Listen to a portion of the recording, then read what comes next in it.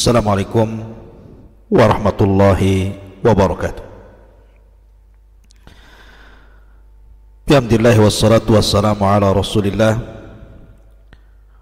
wa ala alihi wa sahbihi wa mawalah wa la hawla wa la quwata illa billahi wa ba'du.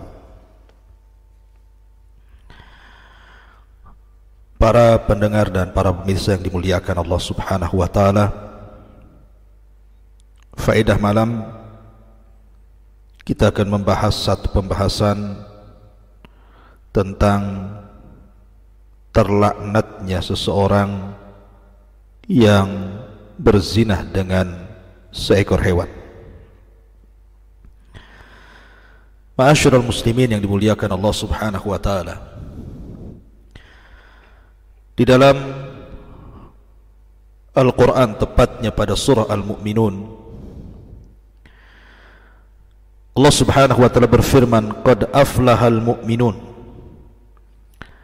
alladzina hum fi salatihim khashi'un walladzina hum 'anil lagwi mu'ridun walladzina hum lizzakati fa'ilun walladzina hum li furujihim hafizun illa 'ala azwajihim aw ma malakat aymanuhum fa innahum ghairu malumin faman ibtagha wara'a dzalika faulaika humul adun." Sungguh beruntung orang-orang yang beriman, yaitu orang-orang yang khusyuk dalam salatnya dan orang-orang yang menjauhkan diri dari perbuatan dan perkataan yang tidak berguna, dan orang-orang yang menunaikan zakat, dan orang-orang yang memelihara kemaluannya kecuali terhadap istri-istri mereka atau hamba sahaya yang mereka miliki, maka sesungguhnya mereka tidak tercela. Tetapi barang siapa yang mencari di balik itu, maksudnya zina dan sebagainya, maka mereka itulah orang-orang yang melampaui batas.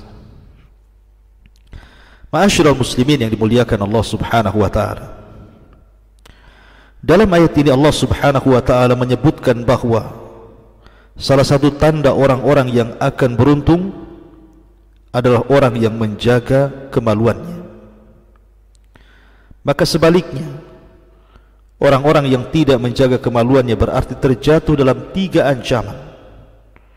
Pertama, menjadi orang yang tidak beruntung. Yang kedua, menjadi orang yang tercela. Dan yang ketiga, menjadi orang yang melampaui batas. Ma'asyiral muslimin yang dimuliakan Allah Subhanahu wa taala,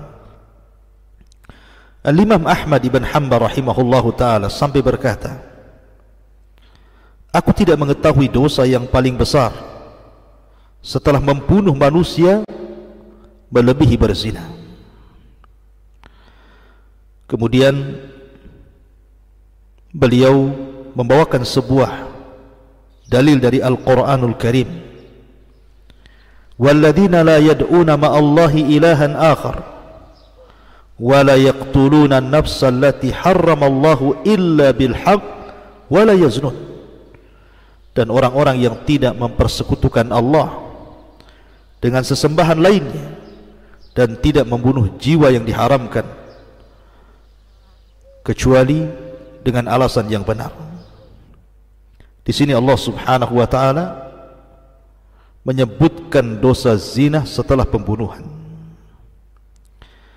Ma'asyiral muslimin yang dimuliakan Allah Subhanahu wa taala, terkadang apabila disebut perzinahan itu, yang ada pada pikiran kita hanyalah berzinah manusia dengan manusia. Tapi rupanya berzinah juga bisa masuk kepada persetubuhan seseorang dengan seekor hewan ataupun binatang. Dan disebutkan oleh para ulama seperti yang dikatakan oleh Imam Ibn Qasim Al-Ghazi dalam Fathul Qarib, di mana beliau mengatakan, "Wa hukmul liwat wa ityanil bahaimi ka hukmiz zina." Bahwa hukum sodomi dan bersetubuh dengan hewan itu seperti halnya berzina. Ma'asyiral muslimin yang dimuliakan Allah Subhanahu wa taala, sementara secara umum Allah Subhanahu wa taala berfirman, "Wala taqrabul fawahisha ma dhahara minha wa ma batan." Janganlah kalian mendekati al-fawahish. Sebagian ahli tafsir ada yang mengatakan fawahish juga termasuk di dalamnya adalah seseorang yang bersetubuh dengan binatang. Dan ini termasuk dosa besar yang dijelaskan oleh para ulama. Ma'asyiral muslimin yang dimuliakan Allah Subhanahu wa taala. Dari Ikrimah dari Abdullah bin Abbas radhiyallahu anhu. Qala, dia mengatakan, qala Rasulullah sallallahu alaihi wasallam, Rasul sallallahu alaihi wasallam bersabda, mal'unun man sabba abah, mal'unun man sabba ummah, mal'unun man dhabaha li ghairillah, mal'unun man ghayyara tuhumal ardi, mal'unun man kamahu a'ma an tariqin, mal'unun man waqa'a ala bahimatin, mal'unun man amila amal qaumi Lut. Kata Nabi sallallahu alaihi wasallam dari Abdullah ibn Abbas radhiyallahu anhuma, terlaknat orang-orang yang melaknat bapaknya, terlaknat orang-orang yang melaknat ibunya, terlaknat orang-orang yang menyembelih untuk selain Allah, terlaknat orang yang merubah batas tanah, terlaknat orang-orang yang menyesatkan orang buta dari jalan, terlaknat orang yang menyetubuhi hewan, dan terlaknat orang yang berkelakuan seperti kaum Lut. Ma'asyiral muslimin yang dimuliakan Allah Azza wa Jalla, dari hadis ini kita tahu bahwa di antara perkara-perkara yang dilaknat oleh Allah Azza wa Jalla adalah seseorang yang berzinah dengan binatang.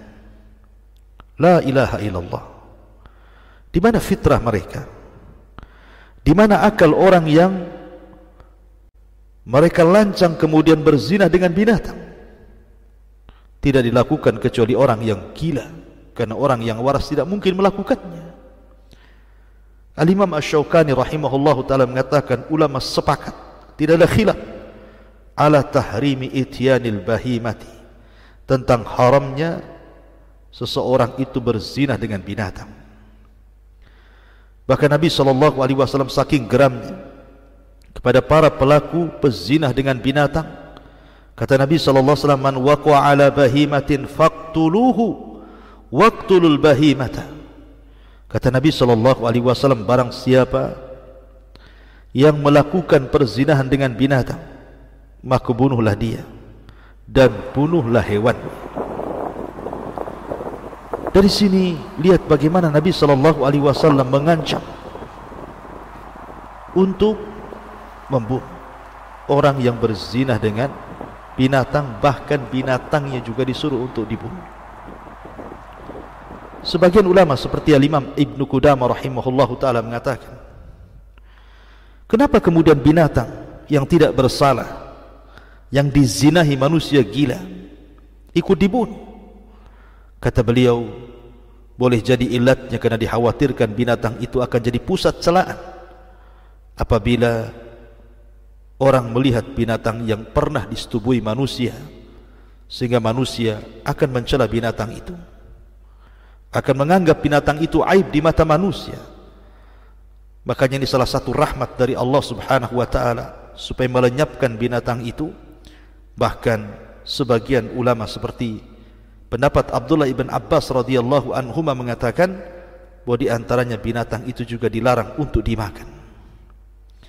Ma'asyiral muslimin yang dimuliakan Allah Subhanahu wa ta'ala, akan tetapi tentang apakah ada kafarah apabila seseorang melakukan seperti itu di bulan Ramadan? Apakah ada kafarah? Seperti halnya seseorang melakukan hubungan dengan manusia di bulan Ramadan yang harus membayar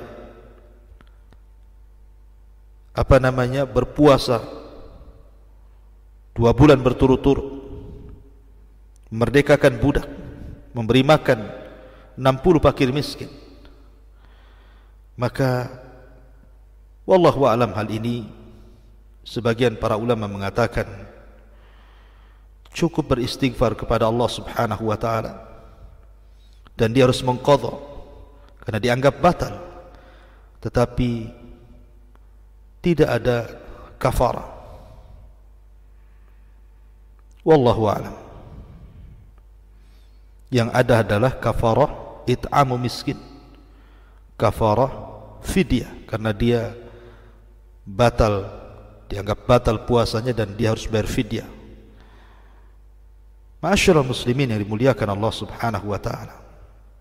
Tapi yang jelas bahwa perbuatan seperti ini adalah bukan perbuatan seorang muslim. Perbuatan seperti ini bukan perbuatan orang yang waras. Perbuatan seperti ini hanya dilakukan orang gila, tidak berakal, dan sama sekali tidak punya moral. Mudah-mudahan yang singkat ini ada manfaatnya. Subhanakallah bihamdika, asyhadu an la ilaha illa anta, astaghfiruka wa atubu ilaik.